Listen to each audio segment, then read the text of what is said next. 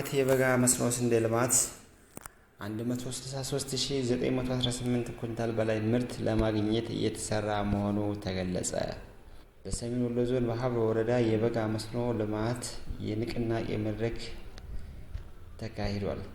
የሀብሮ ወረዳ ግብርና ጽሕፈት ቤት ኃላፊ አቶ ተመቼ ሳይ በዘንድሮ ዓመት ከ3450 ሄክታር በላይ መሬት በበጋ መስኖ ስንዴ በመሸፈን ከ163918 ኩንታል በላይ ምርት ለማግኘት እየሰራ መሆኑን ገልጸዋል። በ2017 ዓመተ ምህረት በ17 ቀበሌዎች 2400 ሄክታር መሬት ላይ ተግባራዊ በማድረግ የታየውን ውጤታማነት በማስፋፋት በዘንድሮ ዓመት ማለትም በ2018 በ19 ቀበሌዎች በ73 ክላስተር ከ3450 ሄክታር በላይ መሬት በበጋ መስኖ ስንዴ ለመሸፈን እቅድ መያዛቸውን ገልጸው የሰብሉ አሁናዊ ሁኔታ ተስፋ ሰጭ ከመሆኑም ባሻገር ለሌሎች ማስተማሪያ በሚሆን ልክ መሆኑንም አስረድተዋል።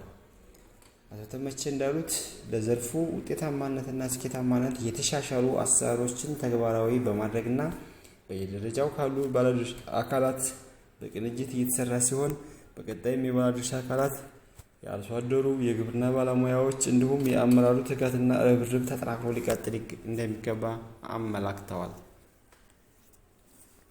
የወረዳው አስተዳዳሪ አቶ ሁሴን መሐመድ አርሶ አደሩ እየሰራ ያለው የበጋ ስንዴ ምርት ለአገር ተስፋ መሆኑን ገልጸው በበጋ መስኖ ስንዴ ላይ የታየውን ውጤታማነት ለሌሎች ልማቶች በተሞክሮነት ተወስዶ ሊሰራበትም ይገባል በማለት ተናግረዋል። አስተያየታቸውን የሰጡት የልማቱ ተጠቃሚ አርሶ አደሮች እንዳሉት የበጋ መስኖ ስንዴ ልማት በባለሙያዎች ምክር ሀሳብ በመታገዙ መንግስት ባቀረበላቸው ምርጥ ዘርና ማዳበሪያ መሰረት በወቅቱ ዘርተው በመንከባከባቸው ሰብሉ በጥሩ ቁመና ላይ ይገኛልም ብለዋል። ወደፊትም ወደ ልማቱ ያልገቡ አርሶ አደሮች የነሱን ጥቅም አይተው የልማቱ ተሳታፊ እንዲሆኑ ምክራቸውንም ለግሰዋል። በንቅናቄ መድረኩ አግኝተን ያነጋገርናቸው አርሶ አደሮች ተመስገን ደሱ እና አርሶ አደር ሲሳይ ጎበዜ በምርቱ መደሰታቸውን ገልጸው የገበያ ትስስርና የግብአት አቅርቦት መንግስት ሊያስተካክልልን ሲሉ ተናግረዋል።